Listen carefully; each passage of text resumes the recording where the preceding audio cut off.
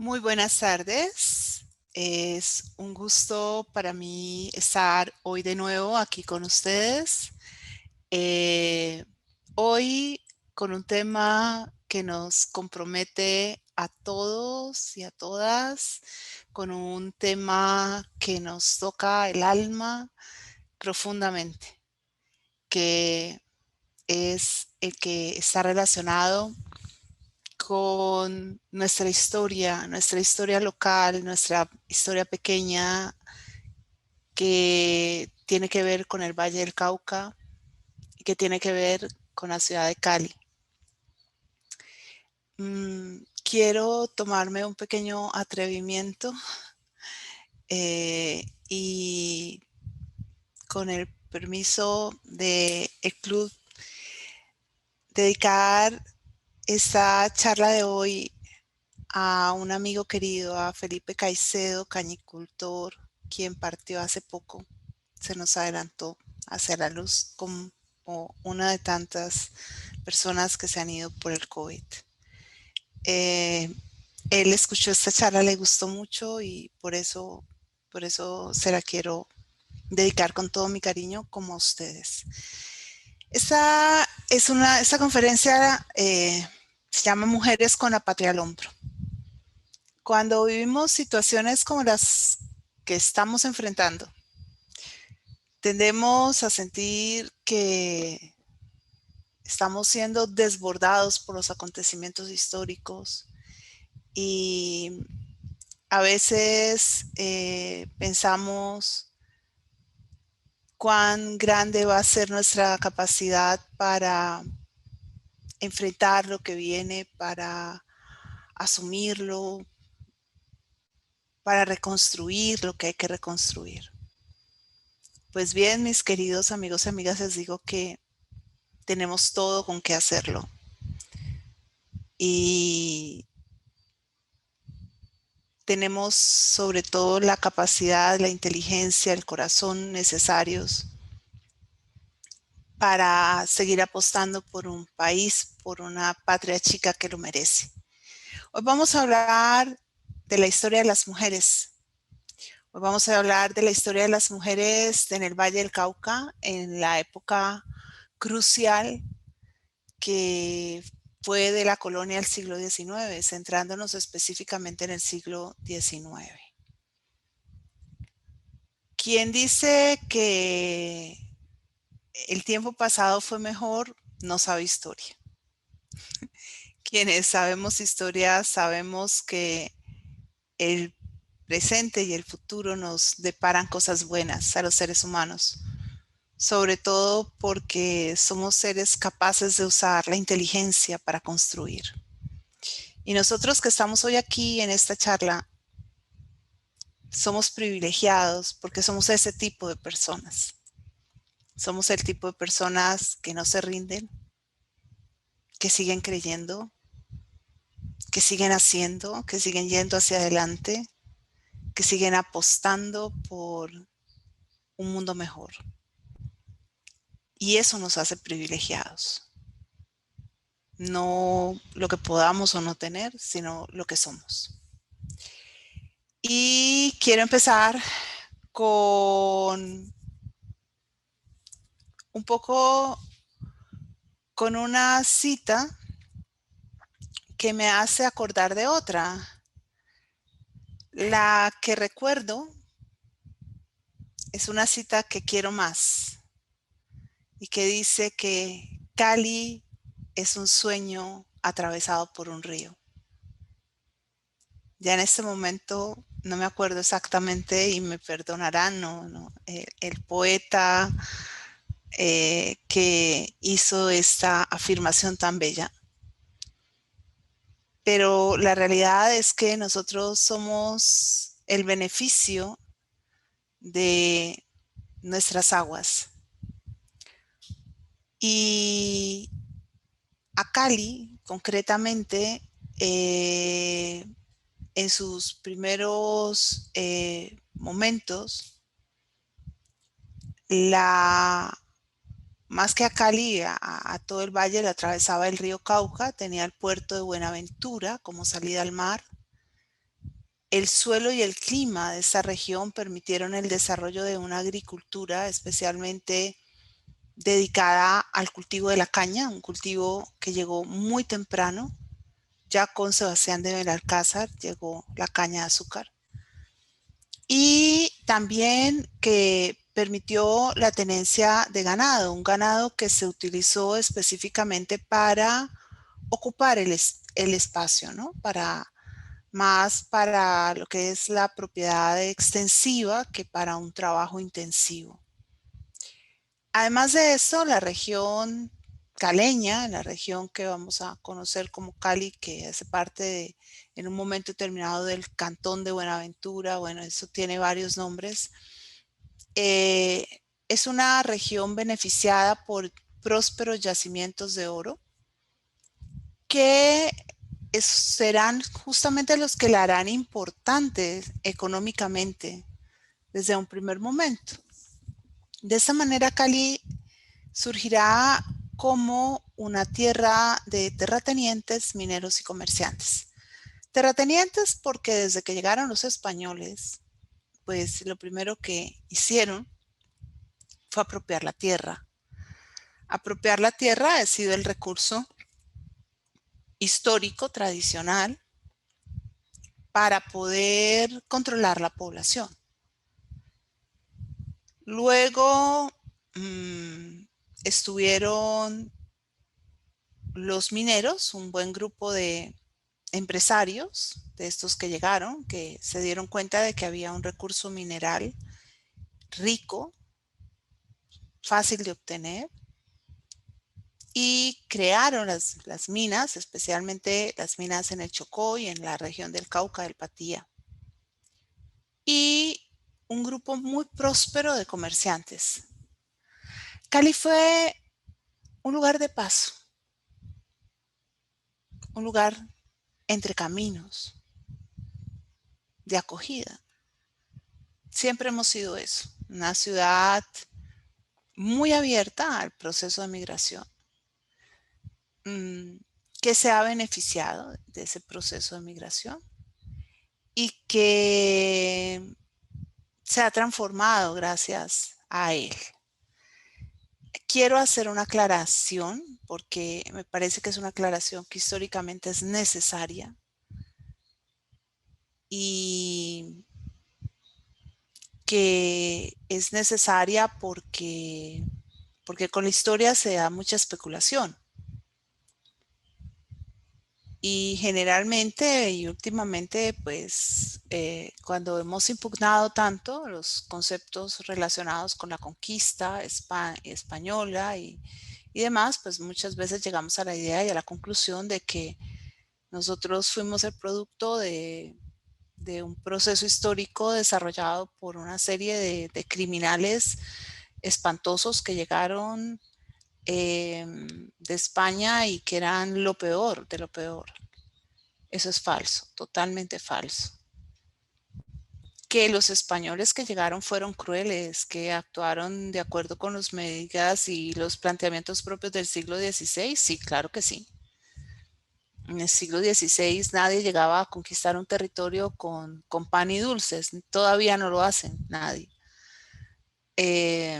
Los procesos han sido procesos brutales, han sido procesos muy difíciles, muy complicados, con elementos profundamente contradictorios, pero no está bien pensar mal la historia, porque cuando pensamos mal la historia, pues terminamos cometiendo errores gravísimos en cuanto a los juicios, ¿no? Quería ver algo aquí en el chat, pero ya no veo dónde había una intervención y se me ha perdido. Y no sé por qué se me perdió, entonces quisiera que si había la intervención. Alguien me dice que no tiene audio. Pero ¿cómo hacemos? Cuando una persona no tiene audio, escribámosle aquí, lo ideal es que debe salir y reingresar. A veces pasa algo con el proceso del audio y es bueno que ustedes lo sepan. Entonces, como les digo, no nos podemos hacer esa falsa idea porque no es correcta. Simplemente no es correcta y nos va a llevar a un juicio no muy santo y sobre todo muy errático, muy equívoco, porque va a distorsionar. Realmente cuando nosotros estudiamos, lo que encontramos es que a América los españoles mandaron lo mejorcito que tenían, porque eran tierras muy remotas y eran tierras donde no se podían correr riesgos. El problema era la visión que se tenía de los otros y demás, pero ese no es mi tema, así que no me voy a demorar ahí. Me salí por la tangente tan bonito. Bien, en esta jurisdicción de Cali se crearon haciendas. La hacienda fue el marco para la tenencia de la tierra que se utilizó en la región de Cali.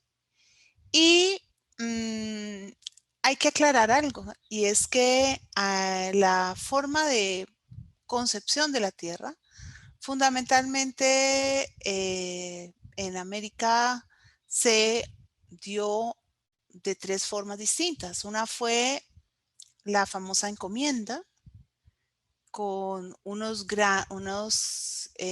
inmensas cantidades de tierra adjudicadas a un encomendero, un español de estos que eran conquistadores, que incluía muchas veces las que después serían áreas de resguardo y un centro administrativo de esa tierra que pudo darse a modo de estancia, como en el caso de Santa Fe de Bogotá, o de hacienda. Las haciendas fueron de muy distintos tipos, de muchos distintos tamaños. Las haciendas vallecaucanas fueron unas haciendas discretas, es decir, no fueron tan grandes como las haciendas quiteñas o como las haciendas mexicanas. La hacienda era el núcleo desde el que se administraba la tierra y por lo general en los primeros tiempos fueron haciendas de una sola planta. Solamente ya hacia el siglo XIX se empezó a anexar la segunda planta y eran haciendas en su gran mayoría de adobe y de techos de dos aguas. Encontramos que había, en este caso, hacia el norte y el sur de la ciudad, aproximadamente unas 37 haciendas que eran bastante importantes en su tamaño y las más grandes eran las del sur. Eran las que tenían mayor cantidad de tierra. En cuanto a la zona minera estaba conectada o interconectada con Cali y estaba en las provincias de Raposo, Micais, Cuandé, Barbacoas, Tumaco. Ahí se pueden contar 16 minas de oro corrido. Esto para 1797, que es el momento que se hace el censo. La cantidad de oro que se sacó es inmensa. Casi todo el oro de América salió justamente de esta región. Las otras regiones americanas tenían más plata que oro. El oro era de muy buena calidad y la hacienda vallecaucana se hizo subsidiaria justamente de la mina, porque la población africana que se tenía esclavizada para servicio de las minas se refrescaba y se reproducía en las áreas de la hacienda. Es decir, que aquí no era tan importante la explotación de la tierra como la explotación de la mina.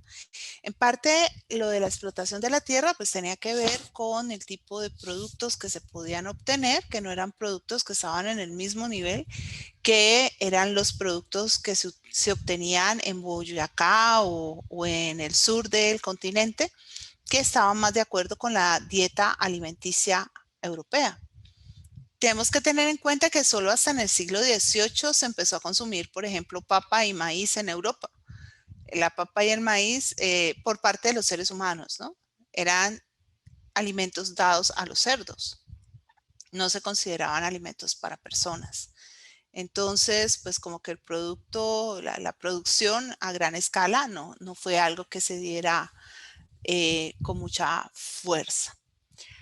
Cali estaba vinculada a la que se llamaba la gobernación de Popayán o la provincia de Popayán, que es solamente el pequeño pedazo del territorio que ustedes ven pintado de rojo. Cali era una ciudad mínima en relación con Popayán. Popayán realmente era el territorio más representativo. Y tenemos que en 1797 Cali ya contaba con 16.455 habitantes.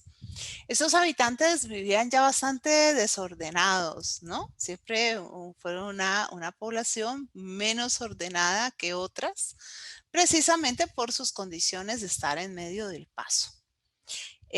Porque además aquí se abrió mucho el lugar de la formación de lo que se llama la sociedad de castas. Sociedad de castas es esta sociedad mestiza que en la colonia estaba claramente inventariada según los grados de blancura o de negrura. Entonces, incluso en 1776 a el rey don Carlos III se le ocurrió una maravillosa idea para obtener recursos económicos para la corona, que fue la Real Pragmática, una cédula que establecía que las personas podían comprar la blancura. Ser blanco te implicaba muchas cosas. Por ejemplo, ser blanco te permitía, entre otras tantas cosas, el derecho de paso, el derecho de que se te descubrieran, el título de don o de doña, que estaba totalmente prohibido de usar para los no blancos. Por eso en las castas y por ejemplo, por eso entre los grupos afro se habla de ño y ña, ¿no? Como no podían decir don y doña, ña y ñor, ¿no? Eran las maneras de ganar ese lugar social. Y la blancura permitía, por ejemplo, que las personas usaran pañolón, que las personas, como les digo, que se les cediera el paso, que pudieran ocupar los asientos en la parte delantera del templo. Una cantidad de elementos que hoy en día no nos parecen tan importantes, pero que en su momento eran de una gran trascendencia y significaban el principio de exclusión. Entonces, digamos, esto fue muy marcado. Más en una ciudad como Cali, que era una ciudad poblada de una forma totalmente diversa y donde la estratificación estaba bastante marcada. Sabemos, por ejemplo, que en Cali residían nobles blancos montañeses, esos eran los tres niveles de blancos, ¿no? Nobles, quienes eran los que venían de España directamente, entonces eran personas que tenían la sangre mucho más pura y entonces eran las personas que ocupaban los asientos en los cabildos y en el caso de ciudades como Santa Fe, Bogotá, pues eran los oidores. Blancos eran los criollos, hijos de blancos españoles, eran los verdaderos dueños del dinero, los verdaderos propietarios del capital, eran los dueños de haciendas, los dueños de minas. Montañeses eran blancos pobres.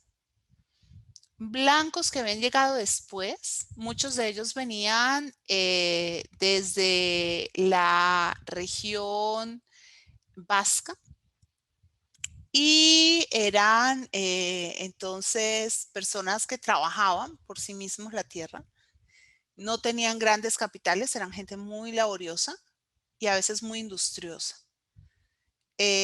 Para que ustedes se hagan una claridad, este grupo montañés fue particularmente importante en la población de regiones como los Santanderes y Antioquia y lo que es el antiguo Gran Caldas, es decir, Caldas, Risaralda y Quindío.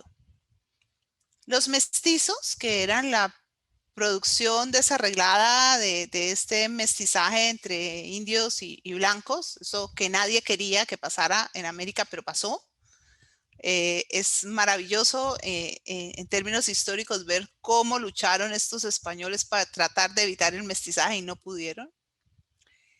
Luego estaban los indios con unas categorías muy particulares, una categoría única que fue la de súbditos de la corona y por tanto con derechos adquiridos a tener autoridades propias,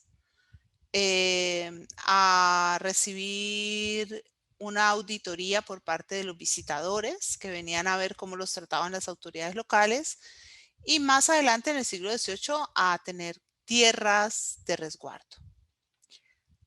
Los pardos, unos personajes que estaban entre mulato y, sí, eran hijos de mulatos y blancos, personas que no se podían asimilar a los mulatos porque eran más blanquitos.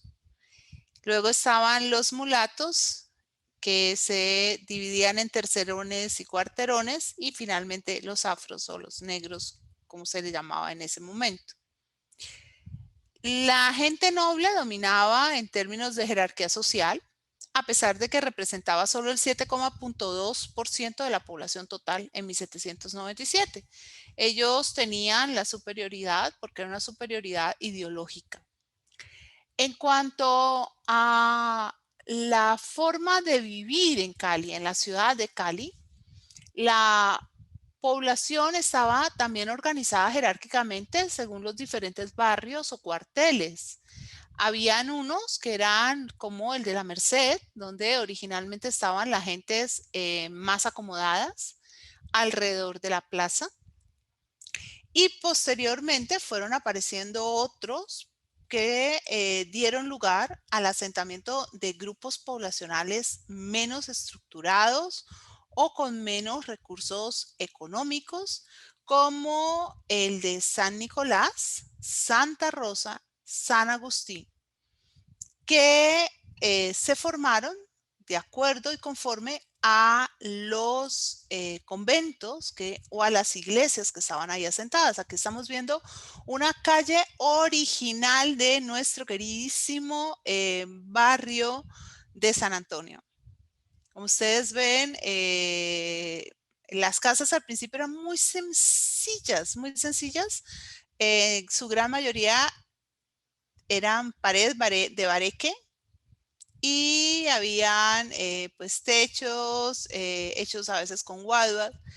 El techo de teja era toda una novedad y una elegancia. Las casas de dos aguas y de doble piso pues eran las casas más encumbradas que se podían encontrar en la ciudad de Cali. Y era una ciudad relativamente pues muy tranquila. Casi siempre al principio, en el siglo XVI, las ventanas eran unos ventanucos chiquitititicos porque se esperaba que la gente no saliera a la calle, y menos las mujeres. Se pensaba que una mujer en la calle no podía sino tener problemas y traer problemas. Era mejor que no estuvieran las mujeres en la calle. Entonces, a las mujeres, a la casa. Las ventanas grandes van a aparecer en los siglos XVIII y XIX y van a tener toda una función social que tiene que ver con la construcción de relaciones emocionales y políticas. Ojo con eso, políticas. Bien, en la colonia las mujeres no tenían muchas opciones. Entre 1797 y 1810, nosotros encontramos que las mujeres en Cali se dividían fundamentalmente entre las señoras, que eran esas damas de buena sociedad, que tenían un padre que les había pasado un nombre, unos estándares de legitimidad, que podían casarse, que eran entonces reputadas como esposas de alguien, hijas de alguien y madres de alguien. Las otras son las monjas, también mujeres de esa alta sociedad. No cualquiera puede ingresar a un convento. Los conventos son generalmente espacios de élite. Hay obviamente hermanas legas, mujeres que por vocación pueden ser aceptadas dentro del convento, asociadas al convento como parte de la servidumbre, pero no hay mucho. Y el resto, las mujeres, las otras, las del montón, las que no tienen ese señor que responda por ellas y ni ese padre, y que en el caso de Cali eran la mayoría, y no solo en el caso de Cali, ¿sí? En general, la familia neogranadina era una familia patriarcal que, ¿eso qué quiere decir? Quiere decir que la norma de autoridad la tiene el padre. El padre es el representante de la familia ante el grupo social, y se guían por las normas establecidas para España en las 7 partidas. Son las normativas españolas, ¿sí? Esto supuso unas jerarquías. En esa jerarquía, lo primero que encontramos fue que lo primero que siempre primó fue la calidad. Y la calidad es étnica. Entonces, ¿quién está a la cabeza? Pues los blancos, ¿sí? Luego ya los mestizos, los pardos, los mulatos, los indios, los negros. Ay, ¿cómo así? ¿Pero no iban los indios antes? No. Los mulatos, los mestizos, los mulatos van antes, pardos, mestizos, mulatos. Los últimos esquemas, en los últimos niveles del escalafón social, los van a tener los indígenas y los afro. Y a veces por debajo de ambos, un grupo muy marginado, que es el de los zambos, que es la mezcla entre indígena y negro, porque no son queridos ni de un lado ni del otro, son rechazados por ambos niveles. En segundo lugar, el segundo elemento para el establecimiento del criterio es la situación civil. La mujer casada anda, va por delante, es la que tiene la mayor jerarquía. La madre, no, la mujer casada. Es más importante ser esposa que ser madre. Lo que te marca ante todo es tu condición de civil. Y obviamente, si no te casaste, pues espera que seas solterona de por vida y una soltera muy juiciosa, muy bien comportada, ¿no? Que realmente te quedes para vestir santos. Y que vivas en tu casa como allegada de tu hermano, de tus padres, y, en una cuestión misional de servicio. El tercer nivel para imponer respeto es la edad. Obviamente, los mayores priman sobre los jóvenes. Las personas pueden ser solteras, pero una mujer soltera mayor impone más respeto que una mujer casada joven. Y aún en el caso, siempre la calidad me dio mucho cuando subo lo blanco, sobre todo por medio. Una mujer blanca, joven, puede imponer respeto a una mujer parda, mulata, mayor, pero casi siempre hay un trato diferente hacia la edad. Y finalmente, la riqueza. La riqueza no es lo más preponderante. La riqueza es un valor inferior, se podría decir. Es mucho más importante el honor, es mucho más importante la calidad, es mucho más importante la situación civil que lo que se pueda tener en términos de riquezas. Y aquí las vemos ubicaditas, blancas, mestizas, pardas, negras. Y vamos a encontrar que todas ellas, sin embargo, están sometidas a unos valores. Y esos valores deben aplicarse indistintamente para todas. La pureza o castidad. ¿Por qué? Porque el honor de los hombres está en la valentía y el honor de las mujeres está en la castidad. Eso quiere decir que el honor de los hombres en buena medida se juzga o se determina a partir o a través de la buena conducta sexual de las mujeres. Otros valores son la obediencia, la sumisión y la abnegación. Y aquí nosotros nos comemos el pastelito y decimos, ay, tan lindas, no eran todas obedientes, sumisas y abnegadas. No, no nos vamos a equivocar. Las mujeres vallecaucanas fueron mujeres muy fuertes y parte de su fortaleza y de su capacidad para ser competentes y para ser diligentes y para llevar adelante la región fue justamente que no fueron ni obedientes, ni sumisas, ni abnegadas. Sí, muy diligentes y muy laboriosas.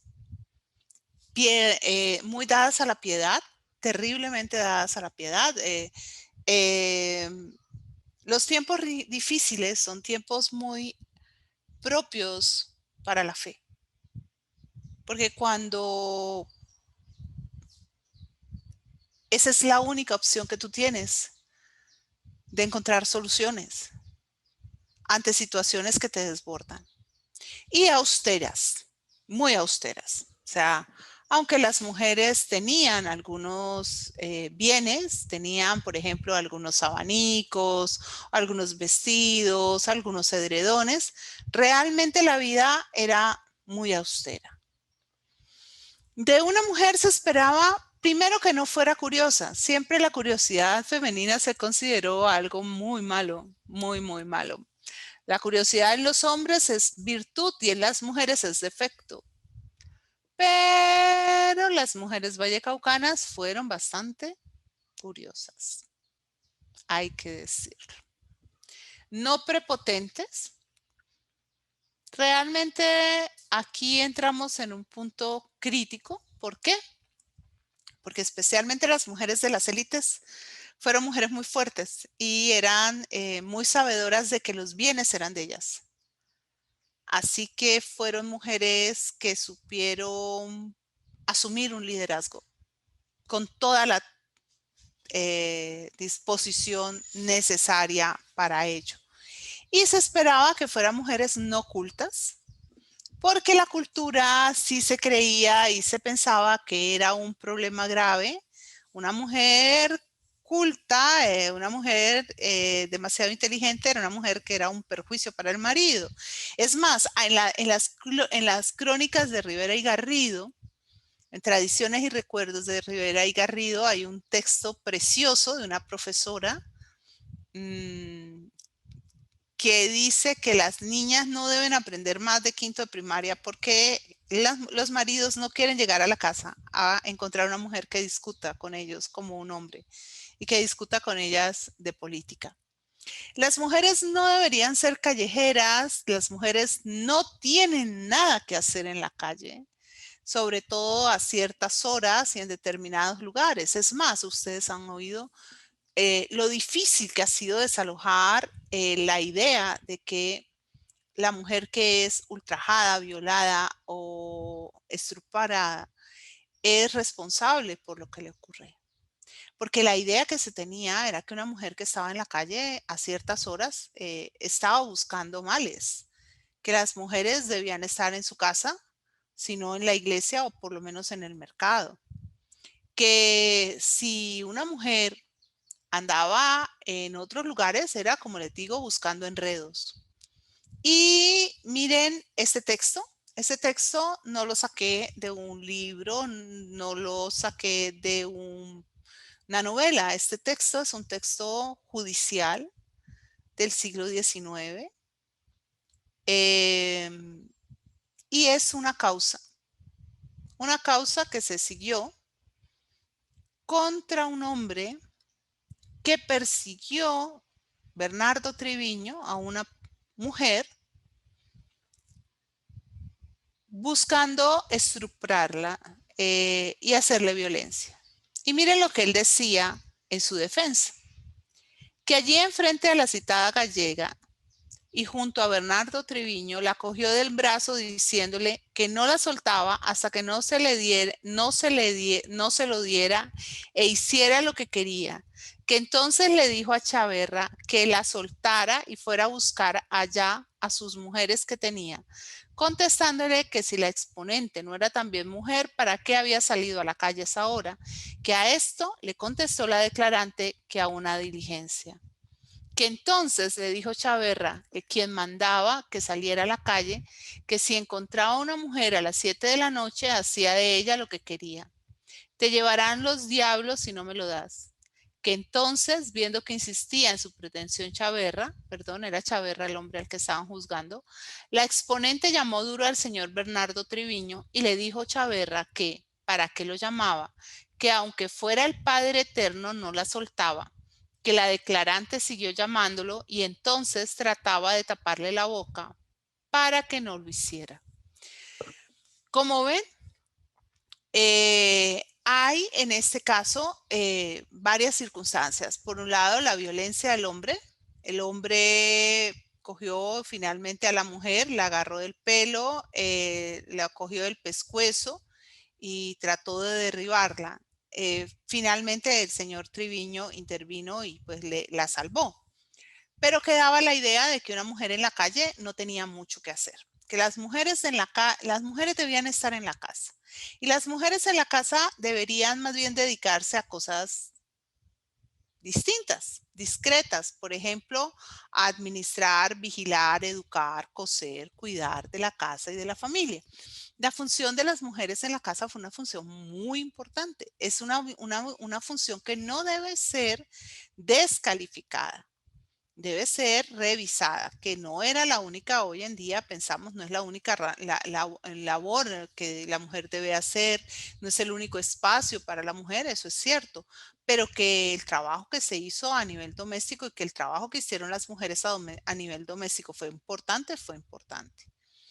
Ahora, se creía que las funciones de las mujeres eran cocinar, criar los hijos, coser, lavar, planchar, barrer, sacudir y limpiar.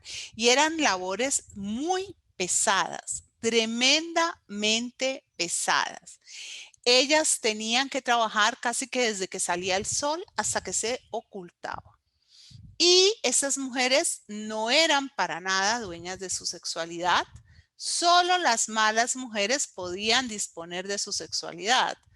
Y ahí viene una pregunta que me gusta hacerme y es qué tan malas mujeres eran en realidad estas mujeres. ¿Por qué? Porque pues muchas de estas mujeres realmente se veían abocadas a tener que prestar servicios sexuales, no porque ellas mismas los hubieran elegido, sino porque no tenían otra opción, no tenían otra salida.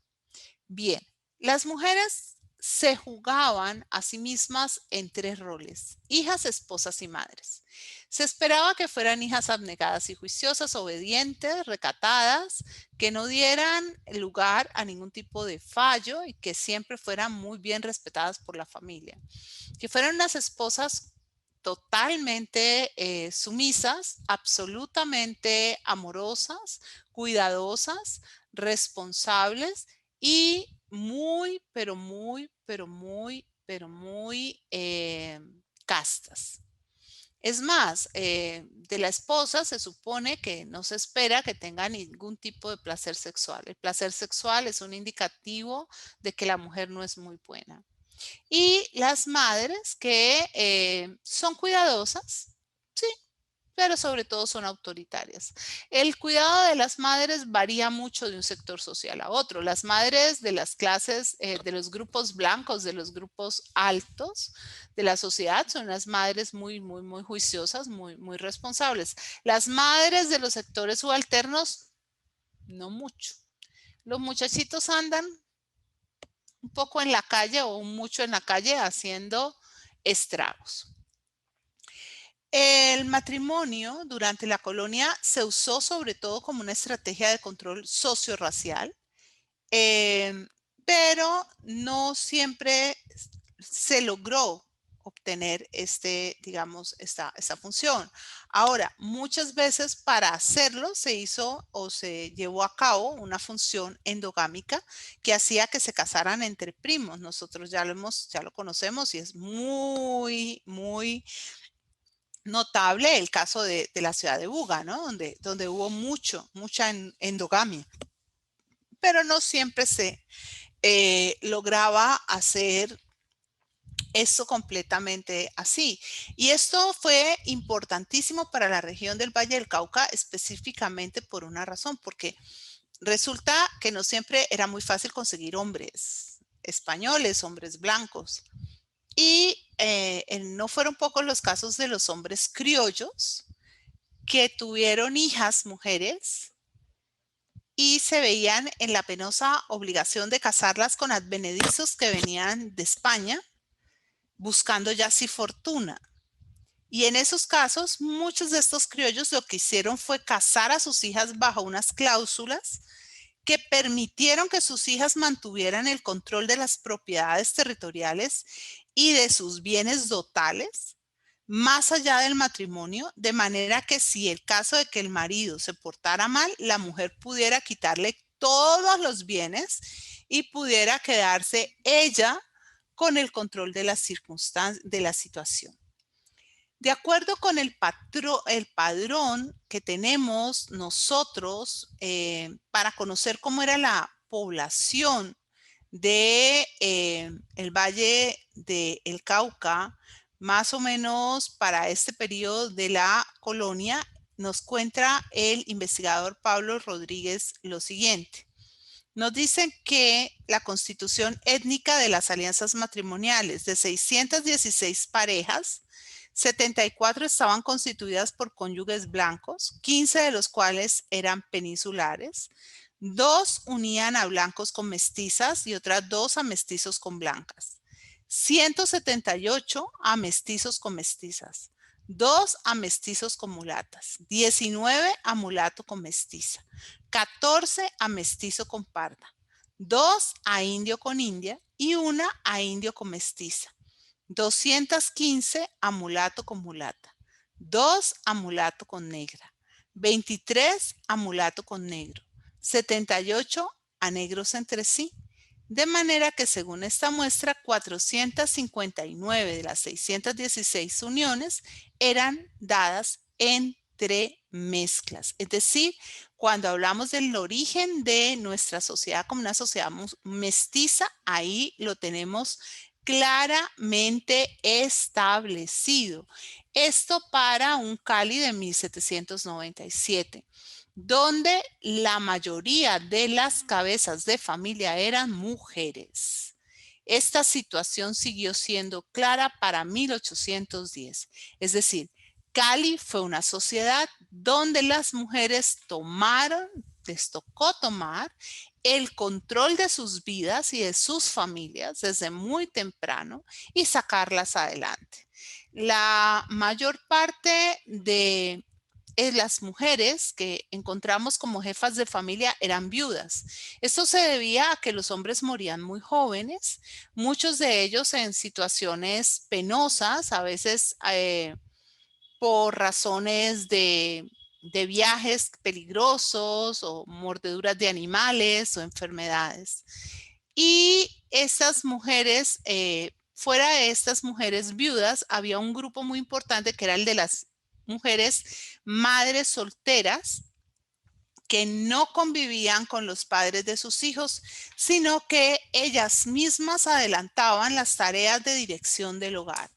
Y eran mujeres que por lo general tenían una comprensión de regulación de cruce interétnico. En la mayoría de las ciudades de la Nueva Granada, las relaciones eran endogámicas. En Cali no. En Cali la mezcla fue mucho más fuerte desde la colonia. Y en Cali no todo el mundo se casaba. Casarse era muy complicado. Casarse suponía tener dinero, porque para casarse había que tener un patrimonio, había que tener unos bienes totales. Entonces, en Cali se crea desde muy temprano dos direcciones, el matrimonio y la barraganía. Y pues se casan sobre todo las élites y algunas personas que logran hacer un capital, a veces mujeres mayores de 35, 40 años, eso en esta época en que estamos hablando ya es muy, muy, muy mayor, que logran, entonces estas personas logran un matrimonio, pero la gran mayoría viven amancebados. Amancebados, amancebados, amancebados, en un gran desorden social. El matrimonio supone dos esquemas de valor completamente distintos, uno para el hombre y otro para la mujer. Para el hombre, el matrimonio supone amar, honrar y respetar. Para la mujer, amar, honrar y obedecer. Se espera que la mujer obedezca al marido y que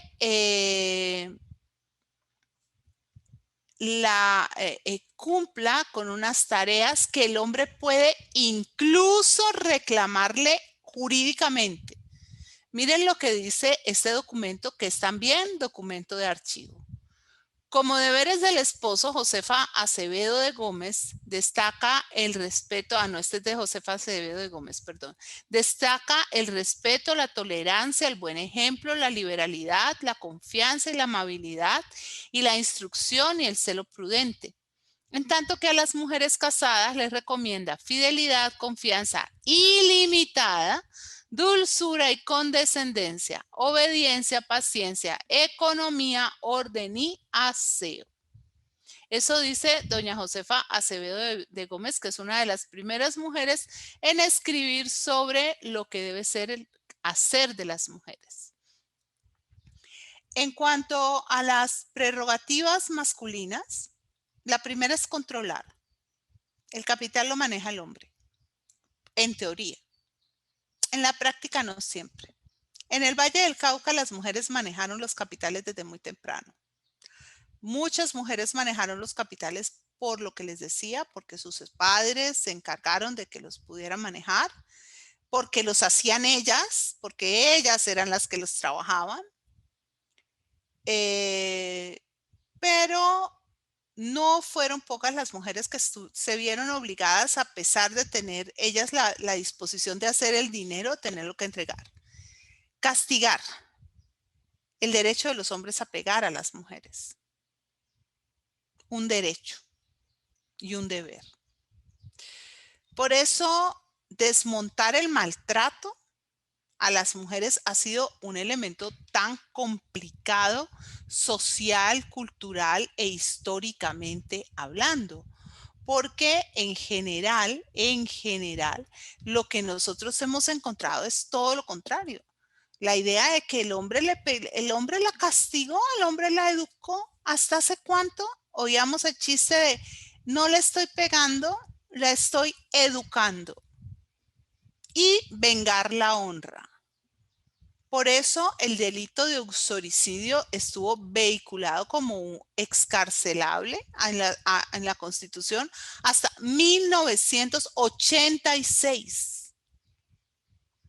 Hasta 1986, si un hombre mataba a su esposa y alegaba que la había encontrado infraganti con otro hombre, era considerado un delito excarcelable. Entonces, los feminicidios pues realmente aparecen como algo inadecuado desde hace muy poquito. ¿Qué hacían estas mujeres? De todo. Estas mujeres, empezando, eran terratenientes. La mayor parte de la tierra vallecaucana estaba en manos de mujeres. No eran pocos los casos donde habían mujeres que eran verdaderas matriarcas que funcionaban y se encargaban de administrar y organizar la forma como operaban las tierras de sus familias. Tampoco eran pocas las mujeres que manejaban las minas, con una visión y una agilidad intelectual enorme. Algunas se dedicaban al comercio, era menos frecuente. ¿Por qué? Porque la actividad comercial era una actividad de mayor exposición. Sin embargo, está claro que en las familias de los comerciantes todo el grupo y el núcleo familiar se compromete o se, digamos, involucra. Había algunas que eran monjas. Como les digo, para ser monja había que tener una dote, había que tener un respaldo familiar. No era barato ser monja. Generalmente las familias querían hijos en la iglesia. Cuando las familias eran numerosas, querían tener por lo menos un hijo sacerdote y una o dos hijas monjas, para garantizar que ellos iban a orar durante toda la vida en bien de la familia. Generalmente al convento iban hijas segundas o terceras, nunca las mayores, porque las mayores tenían una mayor proximidad con la herencia. Y a veces las bonitas pues tampoco iban para el convento, o sea, se buscaba más bien aquellas que fueran dúctiles y que también a veces pudieran ser muy inteligentes. Y oficios varios, hacían de todo, aguateras, costureras, bueno, todo lo que fuera productivo y honesto.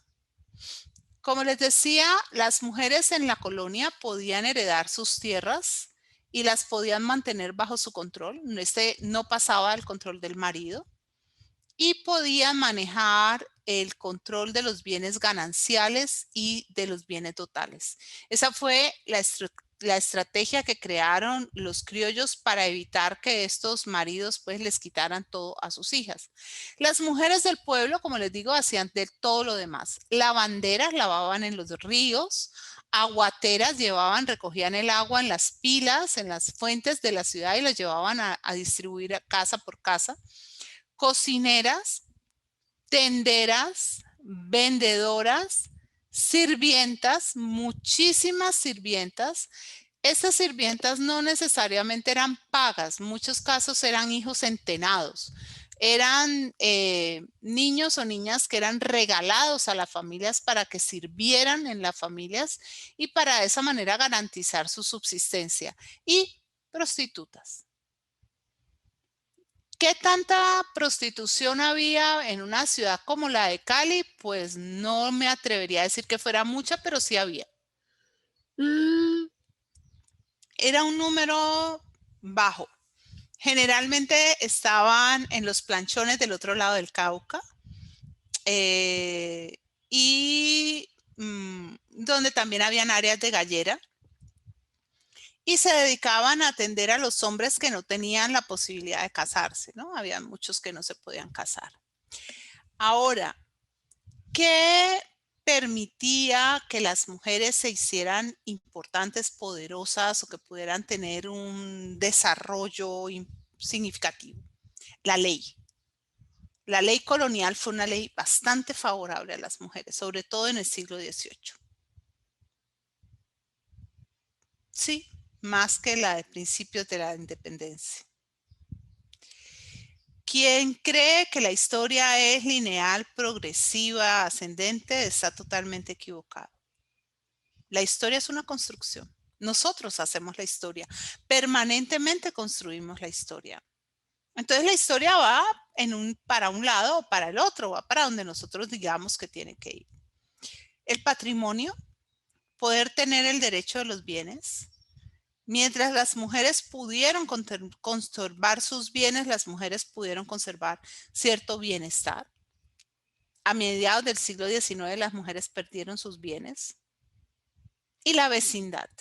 La vecindad entendida no como la naturalidad en sí, sino como el hecho de pertenecer a un lugar y tener vínculos sociales importantes con las personas de ese lugar que se convierten en tus protectores. La propiedad, bueno, ya se los he dicho, se amparan en el contrato matrimonial, controlan sus bienes con autonomía. Y nosotros encontramos que entre 1797 y 1865, las autoridades españolas empiezan un proceso muy sólido de desestimulación del maltrato físico contra las mujeres, dándoles a las mujeres la oportunidad de poner quejas o presentar quejas o demandas en contra de sus maridos, siempre que estos las hayan maltratado en presencia de testigos. Y de esa manera, muchas mujeres son las que acuden ante las autoridades para quejarse. Miren, por ejemplo, esta denuncia de malos tratos que hace Rosalía Altamijo y Mazos contra su esposo Gregorio Tenorio. Dice lo siguiente: quien en la noche del día 25 tuvo una incomodidad con la denunciante y de esto resultó que su esposo la cogió y la tiró al fogón donde había una olla con agua caliente, que la declarante cayó de espaldas y por esto ha resultado quemada en las espaldas. Los peritos declaran la incapacidad para trabajar por un mes. ¿Por qué hacen eso? Porque consideran que el trabajo doméstico es trabajo. No es trabajo remunerado, pero sí es trabajo. Y el tiempo que ella está incapacitada para ejercer sus labores domésticas es el tiempo que determina la gravedad del abuso del que ella ha sido víctima por parte de su marido. En este periodo a las mujeres se les abre también la posibilidad del divorcio. Sí, estamos en la colonia, no estamos en el siglo XIX ni en el XX. Ahora, el divorcio no era la nulidad del matrimonio. El divorcio era la separación de cuerpos y esta separación de cuerpos les permitía a estas mujeres verse libres de los malos tratos que les daban sus maridos. Ellas seguían dependiendo de sus maridos, quedaban recluidas en una casa donde hubiera una mujer que pudiera dar garantías de su buen comportamiento y lo más triste de todo era que perdían a sus hijos. Por eso muchas mujeres se lo pensaban 2 y 3 y 4 y 5 veces antes de tomar la decisión porque perdían la posibilidad de los hijos. Pero no son pocos los casos de divorcio que aparecen, lo que también muestra que las mujeres tenían muy claro que ellas no tenían por qué dejarse maltratar por parte de los hombres, que los hombres, el hecho de que el marido pudiera, digamos, reprender o llamar la atención no quería decir que tuviera derecho de maltratar. Y eh, hay un caso que es un caso extremo, es un caso de 1859 que muestra cómo han cambiado las circunstancias y es un caso que a mí particularmente me llamó mucho la atención porque en él la mujer reclama que el hombre le quitó la ropa. Entonces, cuando a él lo citan a testificar, él dice que es cierto que en su poder existe la referida ropa de su legítima esposa, que esto lo ha hecho para que reconozca que el exponente tiene derecho a todo lo de ella por ser su marido y que por su parte de su esposa ha habido resistencia en seguir a su consorte, en irse con él. Y el juez le da el derecho a la mujer y le dice al señor, qué pena, pero usted le tiene que devolver devolver la ropa. Ella también dice que como mi marido no posee ninguna clase de bienes por lejos de conservar y hace producir lo que yo aporté al matrimonio, ha tratado de incendiarlos y destruirlos. Es inútil que provea nada en cuanto a alimentos, lo dice ella en la queja, porque el hombre le tendría que pasar alimentos y lo hace para que el juez interponga un recurso por el cual le quite al hombre el derecho de manejar los bienes de ella y se lo devuelva a ella, y el juez lo hace. Y el juez lo hace y uno dice, uy, bravo, genial. En 1863 eso ya no es posible. En 1863 los jueces ya no le dan a las mujeres esa libertad. Ellas lo pierden. ¿Por qué? Porque la historia cambia. Como les digo, el otro punto es el vecindaje, el compadrazgo. El vecindaje es íntimo, es cercano, es solidario. Permite que las mujeres en muchos casos sean apoyadas por hombres de otros núcleos familiares sin que medie necesariamente una relación entre ellos. Y también tiene que ver con la solidaridad entre mujeres. Las mujeres son muy solidarias entre ellas mismas, se apoyan, se respaldan, se ayudan, se, por ejemplo, siempre están viendo cómo darse la mano las unas a las otras. En cuanto a las fiestas, pues las fiestas religiosas son las más importantes, entre ellas las fiestas de Semana Santa, pero también hay otras diversiones que se dan en Cali que son muy importantes. Por ejemplo, se dan el baño en el río, que a un viajero norteamericano, Isaac Colton, lo aterraba porque decía que era horrible, que los hombres y las mujeres se iban a bañar al río juntos, que los hombres se bañaban a un lado y las mujeres al otro y básicamente desnudos, o sea, las señoras a duras penas con una camisa. Jugaban gallos, jugaban naipes, bailes y toros, pero los toros tipo corraleja, ¿no? No toro en plaza. Y esto, muchos de estas fiestas se hacían los martes y los días viernes cuando se daba en la plaza de mercado. Esta sociedad colonial se ve rota de pronto por un proceso sumamente importante que es la independencia. El Valle del Cauca fue pionero en el proceso de la independencia. Las mujeres vallecaucanas son de las primeras en tomar la pauta independentista, en echarse la patria al hombro.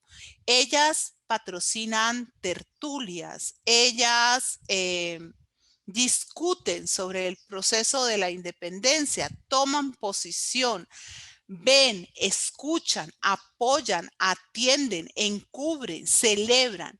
Desde el 3 de julio de 1819 en adelante, nosotros las vamos a ver a estas mujeres fuertemente comprometidas con todo lo que tiene que ver con el proceso de independencia. Perdón, yo creo que es 1810. Estas mujeres van a estar todo el tiempo dispuestas a participar en la guerra. Cuando ya se declare la guerra de independencia, estas mujeres van a luchar como aguateras, auxiliadoras, espías, serán las Juanas en los ejércitos, enterrarán los muertos, irán con los hombres a la guerra, apoyarán, van a cuidar, van a cocinar, van a lavar, van a auxiliar, van a proteger, van a cargar, van a disparar. Sin ellas no hay independencia.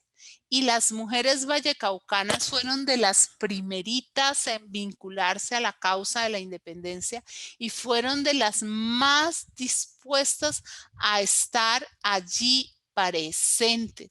¿Por qué? Porque la sociedad vallecaucana ha sido una sociedad profundamente dispuesta a la participación.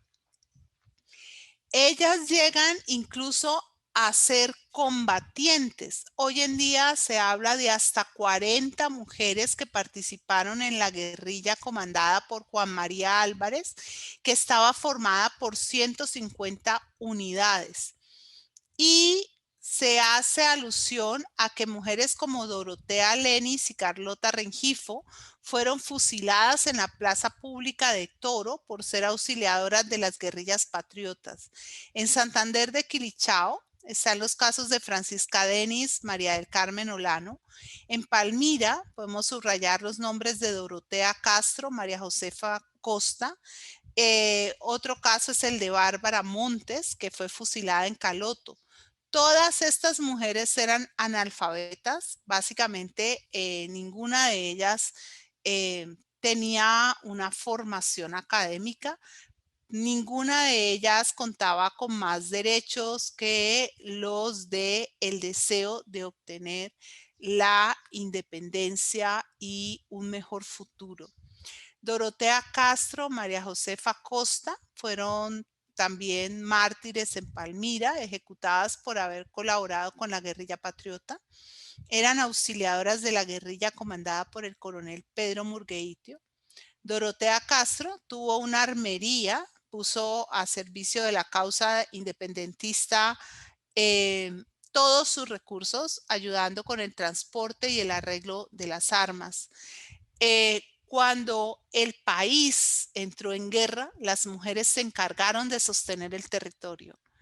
Ellas, junto con los pocos hombres que quedaban, tuvieron que hacer frente a los asaltos, las tomas, el paso saltador. Es decir, tuvieron que encarar la realidad con una gran valentía y con una gran fortaleza. Ahora, estas mujeres vallecaucanas no solamente resistieron, no solamente fueron a la guerra, no solamente pusieron lo mejor de sí mismas para construir un futuro mejor. Estas mujeres vallecaucanas también estuvieron ligadas desde muy temprano a los cultivos madres de el Valle del Cauca, que fueron el cultivo del tabaco y la caña. La caña que dio lugar al aguardiente. Como les digo, la caña de azúcar fue introducida en el siglo XVI por Sebastián de Belalcázar y ya desde el principio, desde los tiempos de la colonia, los grandes estancieros de la época como Gregorio de Astigarreta y los hermanos Lázaro y Andrés Cobo empezaron a sembrar caña y a instalarla en los trapiches en sus tierras. La caña fue desde el principio un cultivo bastante democrático y fue uno de los elementos más valiosos, como lo es todavía hoy, para la región del Valle del Cauca, porque tiene además una condición completamente ambiental, puesto que la caña se corta, se selecciona la semilla, el cogollo se utiliza en alimentación de animales, el tallo ofrece jugo, el bagazo se utiliza como combustible y la ceniza se usa como abono. Es decir, es un cultivo totalmente completo. Desde muy temprano, la parte de la caña se trabajó específicamente en la región de Palmira, El Cerrito, Guacarí, donde desde sí, desde los primeros días se organizaron, se organizó una mayor producción, se generaron remates de renta y se alcanzaron los niveles más altos. Ya para el siglo XVIII, finales del XVIII, habían 13 trapiches en la región del Valle del Cauca. Las mujeres fueron las grandes cómplices de este cultivo de la caña de azúcar. Ellas la cultivan, la procesan como pan de azúcar, hacen melao, hacen guarapo, panela, dulces, melcochas, alfeñiques y aguardiente. La mujer y el azúcar en el Valle del Cauca son una perfecta alianza para el progreso y para el desarrollo y ayudan mucho a que la región crezca. También será importante el desarrollo del tabaco. El tabaco va a ser vital para un buen grupo de mujeres, especialmente en las áreas rurales, pero también en las áreas urbanas donde ellas se van a poder dedicar a producir tabacos para el consumo local, ¿no? El tabaco, el nivel de tabaco de nuestra región no fue tan alto como el del Tolima. Nosotros no tuvimos una producción de tan buena calidad o el de los Santanderes, pero sí fue importante. Bien, cuando se ganó la independencia, cuando se empezó a construir el país, aparecieron unas mujeres nuevas, unas mujeres que serán las ciudadanas, las mujeres que estarán llamadas a la construcción de una nueva sociedad. Esas mujeres serán reformadas, reeducadas, educadas para que puedan ser madres de ciudadanos, para que puedan, transmitir civismo. Y esas mujeres tendrán la necesidad y se les dará la posibilidad de aprender a leer, escribir. Se les dará siempre una formación muy fuerte en lo religioso. Se les enseñará a administrar el hogar y se les darán grandes lecciones de puericultura. Y nos dice, para que nos hagamos una idea sobre esto, Isaac Holton, nuestro querido viajero americano, que estuvo en Cali y que odiaba el sancocho, decía que el sancocho era una sopa horrible que tomaban aquí en el Valle del Cauca, que la tomaban mañana, tarde y noche, todos los días, a todas horas, y que era la cosa más espantosa. Y él habla de cómo era la vida en el Valle del Cauca, y estamos hablando de 1848. La Nueva Granada, bueno, nos dice lo siguiente, hablándonos de cómo era esa sociedad y en lo que hay que convertirla, ¿no? En por qué hay que cambiar a las mujeres. Si las mujeres no cambian, no cambia el entorno social. Entonces nos cuenta lo siguiente. Dice que él habla de la falta de cuidado por parte de los padres y de las madres de la región, así como las condiciones de abandono en que se encuentran los niños y niñas. La cocina se mantiene repleta de negritos, perros y humo, parece la habitación de una familia o más bien de una tribu y no puede ser más sucia. Rosso, un niñito de cuyos padres no sé nada, si es que algún día los tuvo, gatea completamente desnudo por el suelo mugroso. Y al lado hay otro bebé también desnudo, claro está, con un pedazo de carne en la mano. Cristina es un poquito mayor que Rosso y lleva enaguas, pero rotas de arriba a abajo. Bien, esa era la situación y esa era la situación que había que transformar. 20 años o 10 años después de la visita de Holton, él no habría reconocido los espacios. Habría encontrado unas madres que se habían convertido a sí mismas en enfermeras,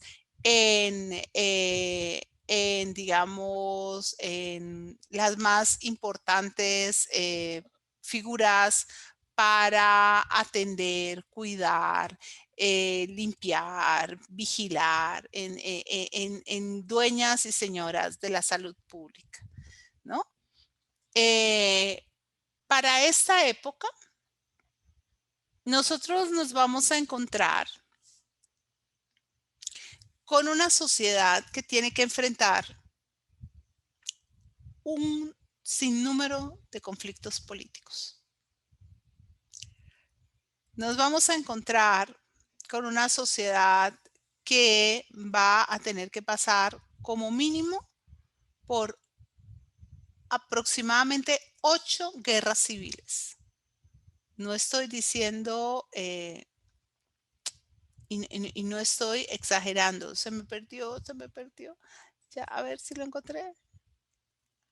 Ah, ah, perdón.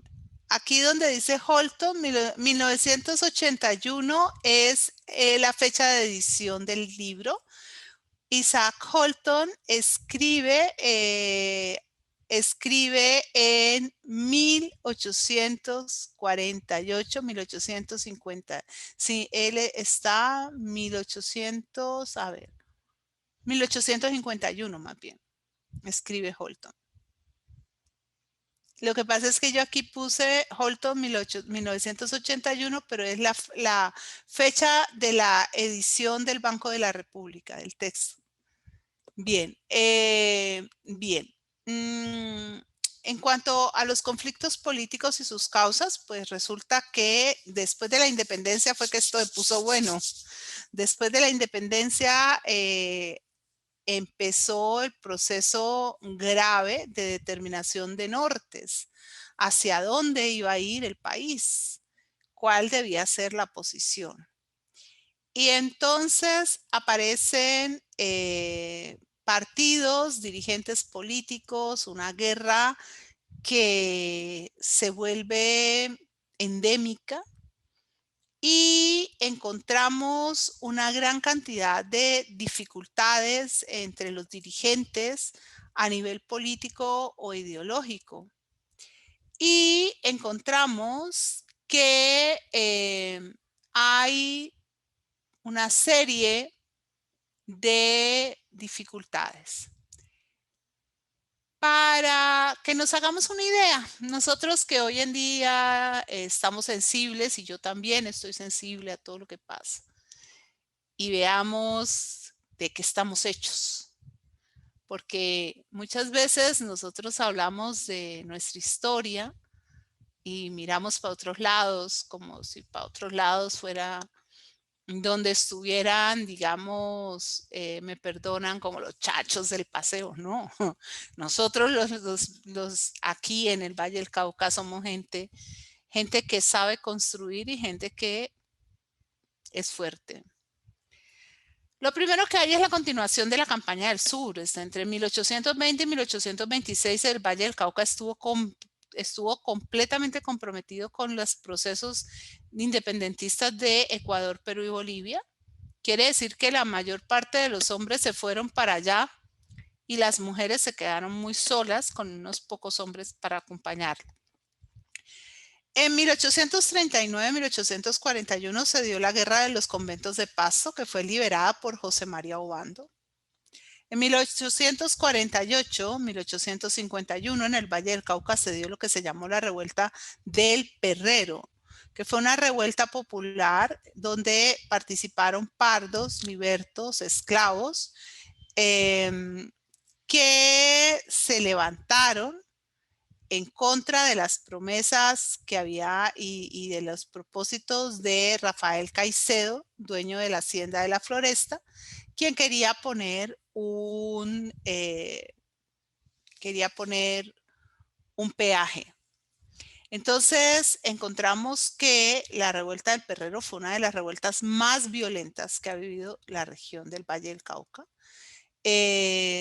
Tuvo un antecedente en el siglo XVIII, 75 años antes de que se presentara de nuevo, cuando se había hecho un reclamo por tierras ejidales, tierras para el bienestar de la comunidad.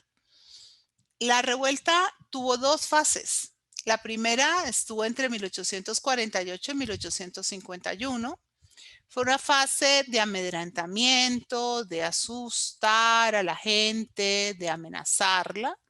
Y la segunda fue la revuelta que se dio de mayo de 1848 a la guerra de 1851 ya. En esta segunda había bandas armadas que salían a plena luz del día, que vapuleaban, mataban, violaban a las personas. Y se dio una organización en dos grupos. Por un lado estaban las sociedades patrióticas de los llamados coclíes, los liberales, y por el otro lado las sociedades del divino niño, llamados cucarrones.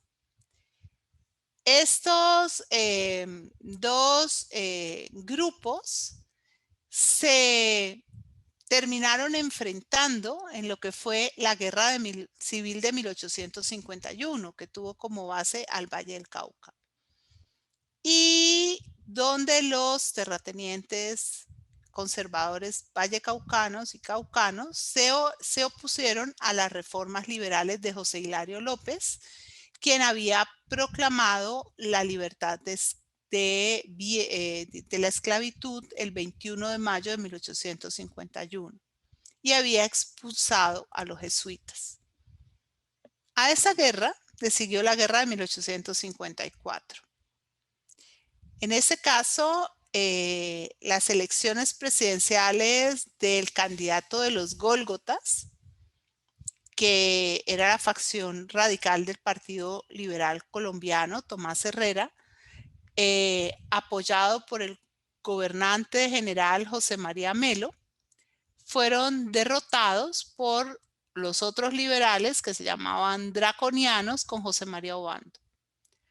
Como había que seguir por el mismo cuento, entre 1860 y 1862 viene otra guerra, la Guerra Magna, que es la única guerra civil en la cual triunfó el lado de la insurrección.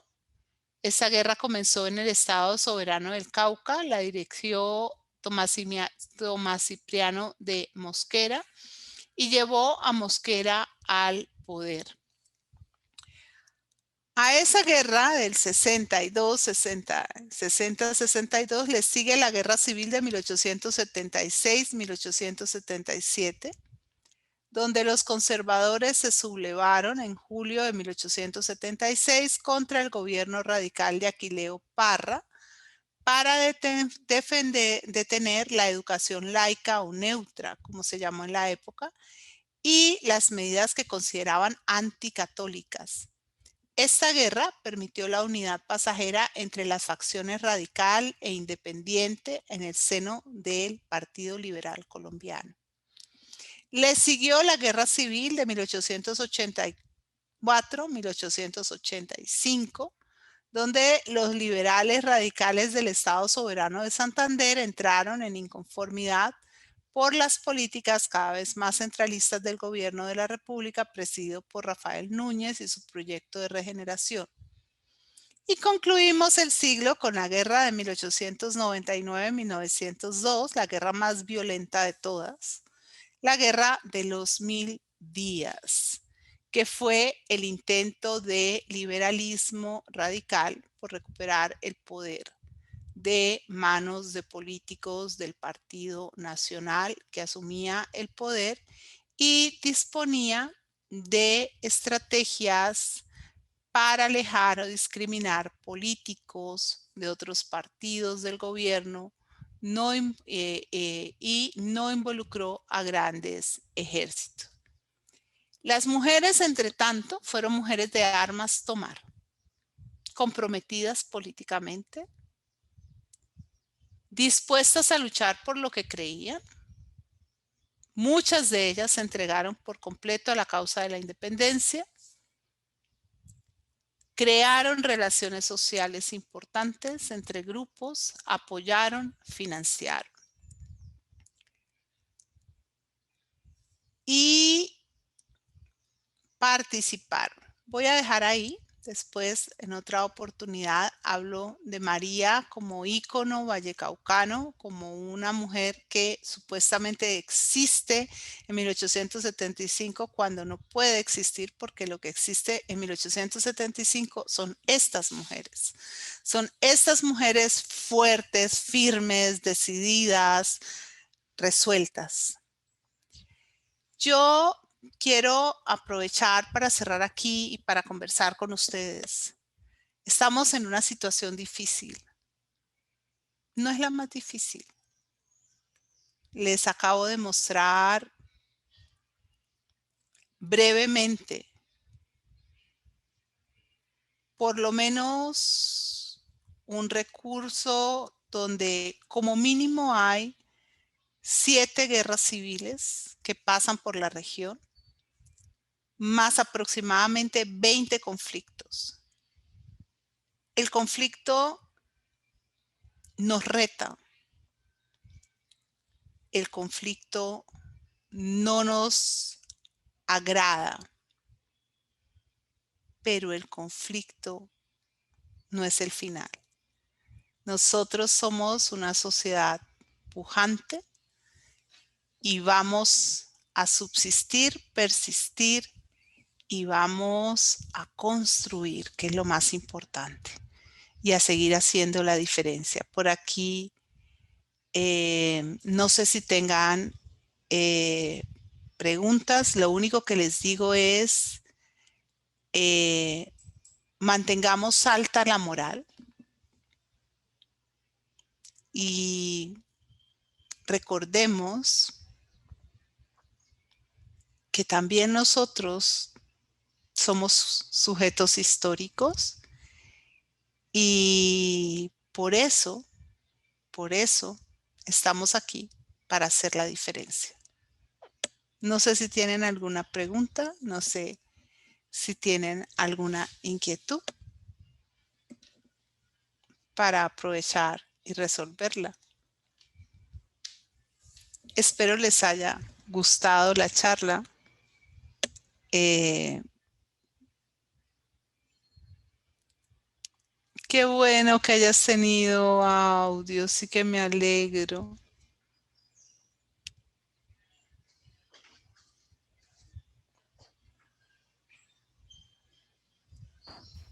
Y como decimos, Hola, Gilma, es hola, Cristina. cuéntame, Cristina, ¿cómo vas? Muy bien, gracias.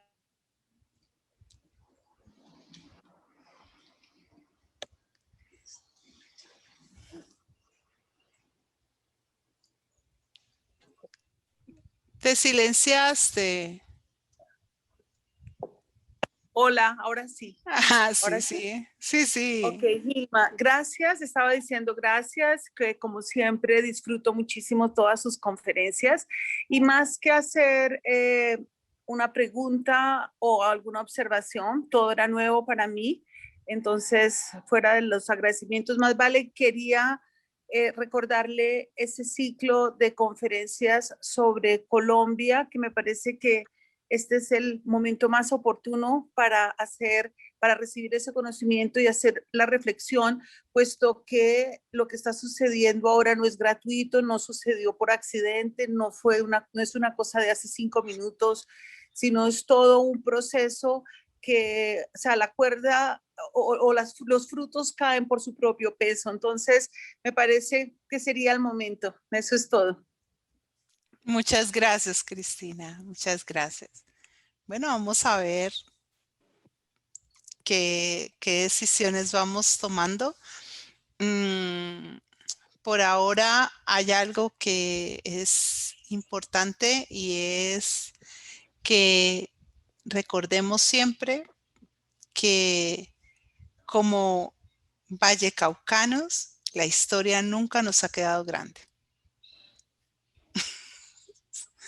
Tenemos, Claudia, tienes levantada la mano, no sé si quieres decir algo. Sí, no, pues muy interesante lo que estás planteando, pues todo el histórico, pero quisiera como saber si como esa conexión con la realidad actual y la problemática que tienen las élites, particularmente diría yo que en este país de culpabilizar al otro, de no reconocer esa problemática tan grande que ellos mismos han ocasionado y que llevamos muchos años sufriendo todas estas carencias en la falta de equidad, la desigualdad social, todo este asunto.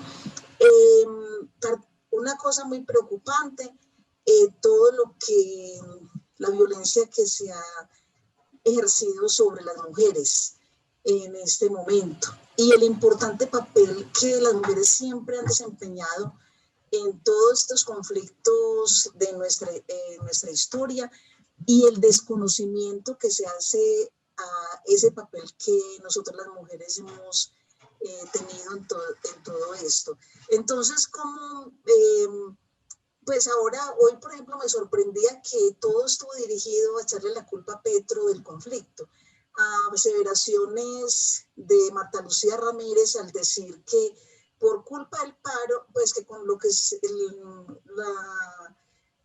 con la situación económica que había generado el paro, si esas pérdidas hubieran servido para hacer carreteras en Colombia. Entonces, eso pues, me deja como muy asombrada esa falta esa hipocresía, esa deshonestidad de esta élite colombiana, esos grupos de élite colombianos.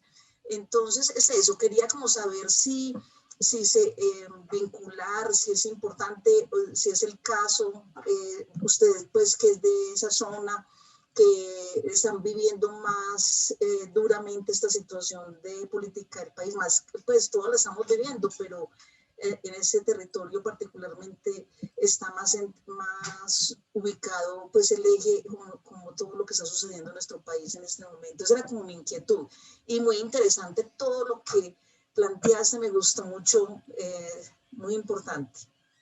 Muchas gracias. A ver, yo voy a decir tres cosas muy por las tangentes porque no me puedo meter en analizar un proceso que yo misma no he analizado tan a fondo, pero sí diría básicamente esto. Uno, los modelos sociopolíticos, más que sociopolíticos, los modelos políticos están en crisis a nivel global.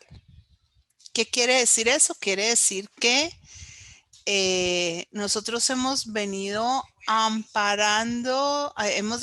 estando amparados en las formas de pensar la política creadas por el siglo XVIII, creadas o modificadas un poco, pues creadas en el XVIII y modificadas en el XIX, en el XX, y eso se hundió. Eso se hundió y no hay todavía en el panorama una posibilidad totalmente nueva. Entonces, ahí hay un punto que es bien importante, que tiene que ver con todo lo que se llama en este momento, todo lo que es la modernidad líquida. En segundo lugar, los remesones hacia todas las élites políticas se están dando a nivel global. Estamos en una situación muy particular que era la pandemia y la pandemia iba a mover muchas cosas. Entonces se necesita revisión profunda. Yo no me voy a meter en el asunto de si aquí o allá, pero creo que necesitamos liderazgos nuevos en general. Necesitamos liderazgos nuevos, necesitamos compromisos nuevos, tenemos que movernos, estamos muy cómodos y tenemos que movernos ya. Porque si la situación de la pandemia sigue, como se puede presuponer, la situación se va a volver más crítica. Entonces, sí necesitamos ser más dinámicos, no podemos seguir en el solamente yo aquí como individuo tan feliz, sino en cada uno pensar cuál es mi responsabilidad frente a lo que está pasando. Porque uno de los grandes errores es que estamos mirando para todos lados. Y yo creo que para el único lugar que tenemos que ver es, bueno, ¿dónde soy yo? ¿Qué puedo hacer yo? ¿Y cómo puedo trabajar yo? Y ver desde este punto de vista cómo vamos a construir ahora, ya para mirar en lo que significan los procesos sociales, por ejemplo, un punto que es muy interesante que a uno le ayuda a pensar, porque es que el problema para pensar es que cuando hay mucho compromiso emocional es difícil hacerlo. Es la revisión tomando en cuenta, por ejemplo, lo que ha pasado con los chalecos amarillos en Francia. Entonces, cuando uno mira en perspectiva, empieza a descubrir una cantidad de respuestas que pueden ser muy interesantes. En cuanto a si las mujeres del Valle del Cauca fueron líderes, sí, claro, les tocó. Las mujeres en el Valle del Cauca les tocó, y el Valle ha sido una sociedad no hecha sola por mujeres, pero sí trabajada muy a fondo por mujeres, y ha sido, por lo menos yo creo en esta región muchísimo, porque esta es una región que ha tenido grandes liderazgos cívicos, y en este momento sí que los necesitamos. Necesitamos buscar respuestas y necesitamos pensar, tomarnos las cosas con un poquito de tranquilidad. Es muy difícil decir eso, para pensar y sobre todo, como les digo, para aportar en un discurso que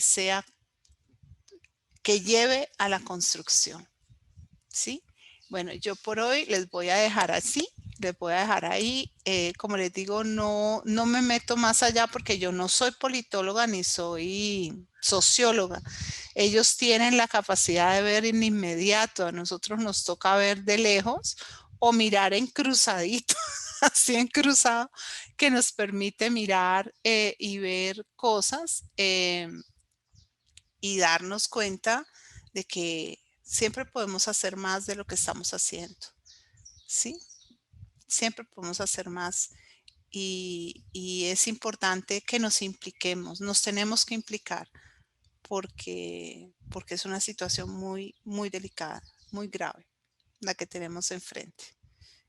Tenemos una situación donde hay una pandemia por medio, donde hay una crisis económica por medio, y donde hay mucha información y muy poco conocimiento. Entonces, hay que tener mucha inteligencia para ver cómo vamos a aportar. ¿Listo? En todo caso, un abrazo enorme y nos estamos encontrando. Cuídense mucho y seamos muy inteligentes. Muy, muy, muy inteligentes. Porque no podemos volver esto una guerra civil. Tenemos que ser capaces de solucionar. Un abrazo grande y me despido. Hasta luego. Gracias. Chao.